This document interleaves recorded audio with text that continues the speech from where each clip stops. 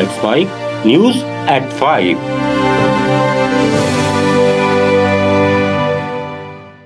नमस्कार, let's mic में आप सुन रहे हैं न्यूज एट 5। बुलेटिन की शुरुआत हम करेंगे आज की सबसे बड़ी खबर से, फिर जानेंगे देश दुनिया और आपके अपने राज्यों तक की बड़ी अपडेट्स।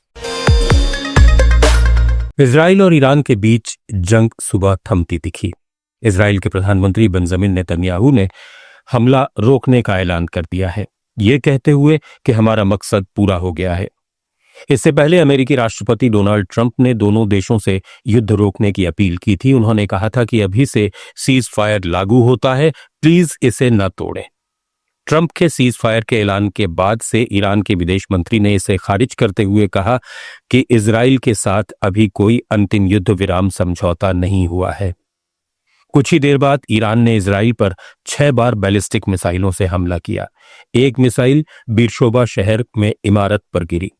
हमले में 5 लोगों की मौत हुई है, जबकि इजराइल के सीज फायर मानने के बावजूद ईरान ने हमला कर दिया है।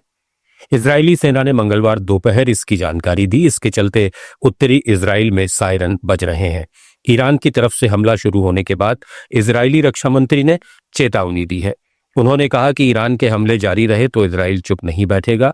तेहरान के बीचों बीच सरकार के ठिकानों पर हमले किए जाएंगे। यानी सीज फायर की घोषणा के बाद भी फिलहाल युद्ध के हालात में कोई कमी नहीं आई है। नीदरलैंड के द हेग शहर में आज से नॉर्थ अटलांटिक ट्रीटी ऑर्गेनाइजेशन यानी नाटो समिट शुरू हो रहा है। 76 साल पहले बना नाटो दुनिया का सबसे मजबूत सैन्य संगठन है।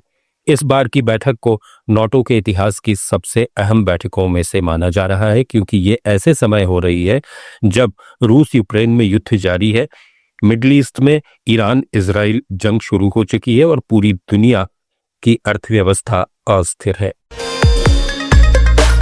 भारत के राष्ट्रीय सुरक्षा सलाहकार अजीत डोभाल ने पेइचिंग में चीन के स्टेट काउंसलर और विदेश मंत्री वांग यी से मुलाकात की। ये बैठक शंघाई सहयोग संगठन यानी एससीओ के सुरक्षा सलाहकारों की 20वीं बैठक के मौके पर हुई।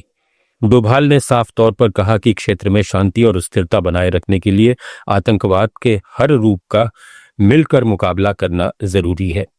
भारत के विदेश मंत्रालय ने बताया कि बैठक में दोनों देशों ने आपसी रिश्तों की हालिया प्रगति की समीक्षा की और दोनों देशों के नागरिकों के बीच संबंध बढ़ाने पर जोर दिया। ईरान और इजराइल के बीच युद्ध विराम की खबरों के बीच कच्चे तेल के दाम गिर गए हैं। वहीं एशियाई शेयर मार्केट में फिर से रौनक लौटती हुई नजर आ रही है। भारतीय शेयर मार्केट पर भी इसका असर देखने को मिला। क्रूड ऑयल की कीमतों में 6% की बड़ी गिरावट आई। इसके चलते क्रूड ऑयल की कीमतें $70 के नीचे पहुंच गई। जब भी क्रूड ऑयल की कीमत नीचे गिरती है तो इससे ऑयल कंपनियों को फायदा होता है।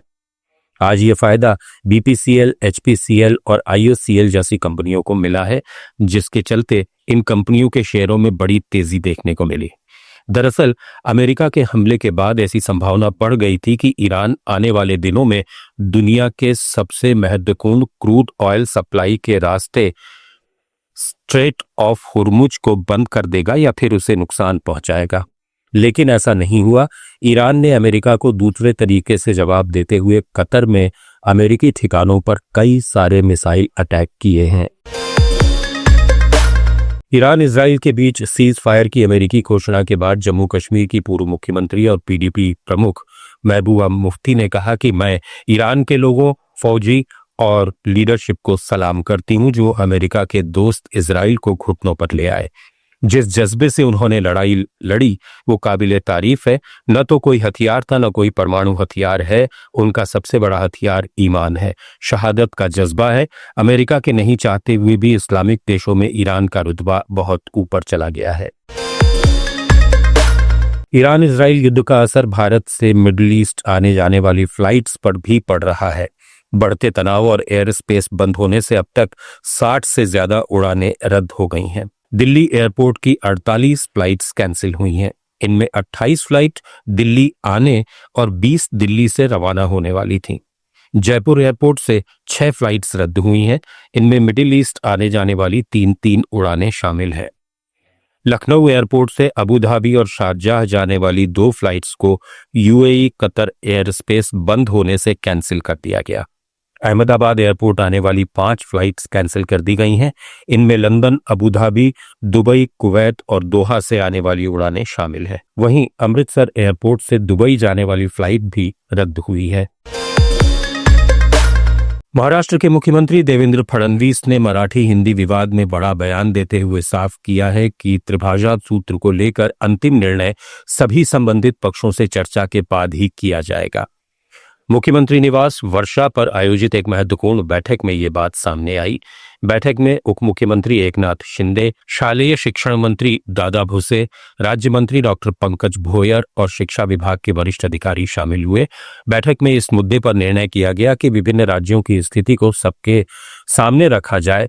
नई शैक्षणिक नीति के तहत मराठी छात्रों को एकेडमिक बैंक ऑफ क्रेडिट के संदर्भ में कोई नुकसान न हो, इस पर विचार किया जाए और सभी संभावित विकल्पों को सामने लाया जाए। मुख्यमंत्री ने बैठक में यह भी स्पष्ट किया कि इस मुद्दे पर मराठी भाषा के विशेषज्ञों, साहित्यकारों, शिक्षाविदों और राजनेताओं से संवाद किया जाएगा। इसके लिए एक समग्र प्रस्तुति तैयार की जाएगी जिससे सभी पक्षों को नीति का वास्तविक स्वरूप समझाया जा सके। राज्य के सांस्कृतिक मामलों के मंत्री आशीष शेलार ने कहा कि महाराष्ट्र में केवल मराठी भाषा को अनिवार्य किया गया है, हिंदी को नहीं। शेलार ने बताया कि 1ली से 5वीं कक्षा तक हिंदी को अनिवार्य नहीं बनाया गया है और 5वीं से 8वीं तक इसे वैकल्पिक रखा गया है। पाकिस्तान के साथ सिंधु जल समझौते को रोकने के बाद अब भारत बांग्लादेश के साथ ही गंगा जल संधि पर दोबारा विचार करने के मूड में है। इस संधि की मियाद अगले साल ही पूरी होने वाली है। भारत ने अभी से बांग्लादेश को यह संदेश पहुंचा दिया है कि उसे अपनी जरूरत पूरा करने के लिए और पानी चाहिए। द न्यू इंडियन एक्सप्रेस की एक रिपोर्ट के मुताबिक विदेश मंत्रालय के एक वरिष्ठ अधिकारी ने बताया है कि पहले सरकार गंगा जल संधि को पहले की तरह 30 साल के लिए बढ़ाना चाहती थी, लेकिन पहलगाम की घटना के बाद स्थिति बदल गई। मई में बांग्लादेश के अधिकारियों के साथ एक बैठक हुई थी। बैठक में भारत ने अपने लिए पानी की जरूरत के बारे में बताया। मतलब बांग्लादेश की मोहम्मद यूनुस की सरकार की हालिया हरकतों ने भारत को इस देश पर भी रहम दिखाने की जगह जियोपॉलिटिक्स की वास्तविकताओं को प्राथमिकता देने को मजबूर कर दिया है। रिपोर्ट के अनुसार अगर संधि बढ़ी भी तो पहली जितनी लंबी अवधि के लिए नहीं होगी। भारतीय अंतरिक्ष यात्री शुभांशु शुक्ला का अंतरिक्ष मिशन कल लॉन्च हो सकता है। भारतीय समय के अनुसार दोपहर 12:01 पर इसकी लॉन्चिंग संभव है। अगर ये तय वक्त पर लॉन्च होता है तो इसकी डॉकिंग 26 जून को शाम 4:30 बजे होगी। ये जानकारी नासा ने दी। फॉल्कन 9 रॉकेट पर लॉन्च करने के बाद क्रू को एक नए स्पेसएक्स ड्रैगन स्पेसक्राफ्ट से इंटरनेशनल स्पेस स्टेशन पर भेजा जाएगा। एक्सियम मिशन 4 में 4 देशों के 4 एस्ट्रोनॉट्स 14 दिन के लिए स्पेस स्टेशन जाने वाले हैं। शुभांशु आईएसएस पर जाने वाले पहले और स्पेस में जाने वाले दूसरे भारतीय होंगे। इससे पहले राकेश शर्मा ने 1984 में सोवियत यूनियन के स्पेसक्राफ्ट से अंतरिक्ष यात्रा की थी। बिहार के पटना में आज पूर्वी राज्यों के ऊर्जा मंत्रियों का सम्मेलन हुआ। सम्मेलन की अध्यक्षता केंद्रीय ऊर्जा मंत्री मनोहर लाल खट्टर ने की। इसमें बिहार के ऊर्जा मंत्री ब्रजेंद्र प्रसाद यादव के साथ झारखंड, ओडिशा, पश्चिम बंगाल और अंडमान निकोबार के मंत्री शामिल हुए। बैठक में 2030 तक हर गांव तक बिजली का उत्पादन और खपत बढ़ाने और साइबर सुरक्षा मजबूत करने पर बात हुई। बिहार में बिजली की कमी दूर करने और सौर हवा जैसे नवीकरणीय ऊर्जा स्रोतों को बढ़ाने की योजना बनी। खट्टर ने कहा कि यह सम्मेलन पूर्वी भारत को ऊर्जा में आत्मनिर्भर बनाएगा। केंद्र सरकार ने एकीकृत पेंशन योजना यानी यूपीएस चुनने की समय सीमा बढ़ा दी है। पहले ये 30 जून थी, अब 30 सितंबर तक कर्मचारी विकल्प चुन सकते हैं। वित्त मंत्रालय ने यह घोषणा की है। यूपीएस के तहत 23 लाख केंद्रीय कर्मचारियों को 10,000 रुपए न्यूनतम पेंशन, 25 साल नौकरी पर आखिरी सैलरी का 50% पेंशन और परिवार को 60% फैमिली पेंशन मिलेगी। कर्मचारी वेबसाइट पर फॉर्म A2 भर सकते हैं। बीच में तेजी से फैला कोरोना अब सिमटने लगा है। देश भर में कोरोना वायरस के केस बीते 2 हफ्ते से घट रहे हैं। 12 दिन में 3,000 से ज्यादा एक्टिव केस कम हुए हैं। 12 जून को देश भर में 7,131 एक्टिव केस थे, जिनकी संख्या घटकर 4,089 पहुंच गई है। बीते 24 घंटे में केवल 7 नए मामले सामने आए हैं। 336 मरीज रिकवर हुए हैं। स्वास्थ्य मंत्रालय के अनुसार कोरोना के नए वेरिएंट से इस साल जनवरी से अब तक 127 मौतें हुई हैं। बीते 24 घंटे में 3 मरीजों ने जान कमाई है। सबसे ज्यादा 40 मौतें केरल में हुई हैं, वहीं महाराष्ट्र में 33 लोगों की जान गई है। महाराष्ट्र के सांगली में प्रिंसिपल पिता ने नीट मॉक टेस्ट में कम नंबर आने पर बेटी की हत्या कर दी। पिता ने उसे डंडे से पीटा। साधना के 10वीं बोर्ड एग्जाम में 92.6% अंक आए थे। वो 1 साल से मेडिकल एंट्रेंस टेस्ट की तैयारी कर रही थी। आरोपी पिता स्कूल प्रिंसिपल है। लखनऊ से भी एक दिन पहले सौतेले पिता ने चाकू मारकर बेटी की हत्या कर दी थी। लड़की के मोबाइल चलाने पर उससे विवाद हुआ था। प्रधानमंत्री नरेंद्र मोदी और अन्य अतिथियों ने नई दिल्ली में श्री नारायण गुरु और महात्मा गांधी के बीच ऐतिहासिक संवाद की शताब्दी समारोह के दौरान गुरु स्मरण किया। पीएम ने नई दिल्ली के विज्ञान भवन में भारत के 2 महानतम आध्यात्मिक और नैतिक नेताओं श्री नारायण गुरु और महात्मा गांधी के बीच ऐतिहासिक बातचीत के शताब्दी समारोह का उद्घाटन किया। इस मौके पर पीएम मोदी ने कहा कि आज भी 100 साल पहले हुई वो मुलाकात सामाजिक समरसता और विकसित भारत के साझा संकल्प के लिए एक प्रेरणा और ऊर्जा का स्रोत है। श्री नारायण गुरु के सिद्धांत पूरी मानवता के लिए एक महान संपत्ति हैं। जो लोग देश और समाज की सेवा के संकल्प के साथ काम करते हैं, उनके लिए श्री नारायण गुरु एक प्रकाश स्तंभ की तरह है। राजस्थान के उदयपुर में फ्रांस की टूरिस्ट से दुष्कर्म का मामला सामने आया है। आरोपी ने वारदात से पहले कैफे में युवती के साथ पार्टी भी की थी। इसके बाद आरोपी उसे अपने मकान पर ले गया। शहर के बड़गांव थाना अधिकारी पूर्ण सिंह राजपुरोहित ने बताया कि टाइगर हिल के the Greek farm cafe and Restoro cafe में पार्टी हुई थी, जिसमें युवक युवती मिले थे। यहां से आरोपी युवक युवती को किसी बहाने अपने सुखेर स्थित किराए के मकान पर लेकर गया। वहां उसने दुष्कर्म किया। युवक फरार है, उसकी तलाश जारी है। युवती की हालत खतरे से बाहर है। देश में मानसून की एंट्री को 1 महीना पूरा हो गया है। ये 24 राज्यों को कवर कर चुका है। अगले 24 घंटे में दिल्ली, हरियाणा और चंडीगढ़ में दस्तक दे सकता है। मानसून को पूरा देश कवर करने में 2-3 दिन और लग सकते हैं। उत्तर प्रदेश में जून में बारिश का 50 साल का रिकॉर्ड टूट गया है। 1971 से 2020 के बीच हुई औसत बारिश के मुकाबले इस साल 25% ज्यादा बरसात हुई है। उत्तराखंड में मानसून के पहुंचने के साथ ही प्राकृतिक आपदाओं का दौर भी शुरू हो गया है। यमुनोत्री पैदल मार्ग पर 9 कैंची बैंड के पास भूस्खलन हुआ। इसमें करीब आधा दर्जन यात्री दब गए। मलबे से 2 शव बरामद किए गए हैं। राहत और बचाव का काम जारी है। बद्रीनाथ से लौट रहे हरियाणा के श्रद्धालु की कार पर पहाड़ी से एक बड़ा पत्थर गिर जाने से महिला यात्री की मौके पर ही मौत हो गई। केदारनाथ पैदल मार्ग पर बरसाती नाले में उफान से भारी मात्रा में मलबा दुकानों में घुस गया। लगभग आधा दर्जन दुकानों को नुकसान हुआ है।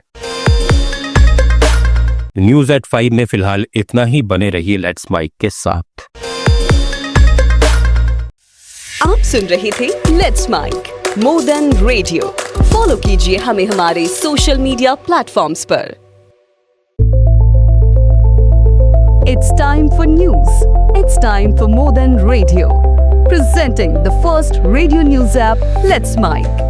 Let's Mic, a news-based app on your phone where you get to watch and listen news, talk shows, interviews, radio show podcasts. On Let's Mic, you get all relevant information of TV, print, radio, podcast, and digital. Let's Mic talks about every segment of life.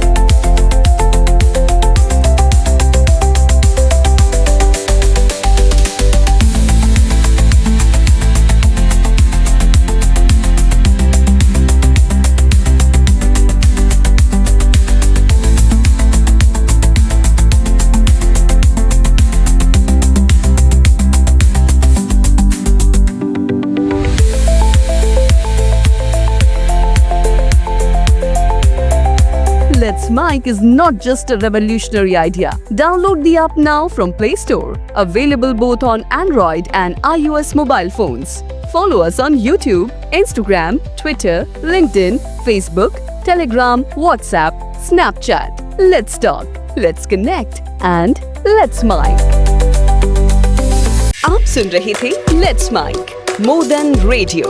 Follow कीजिए हमें हमारे social media platforms पर।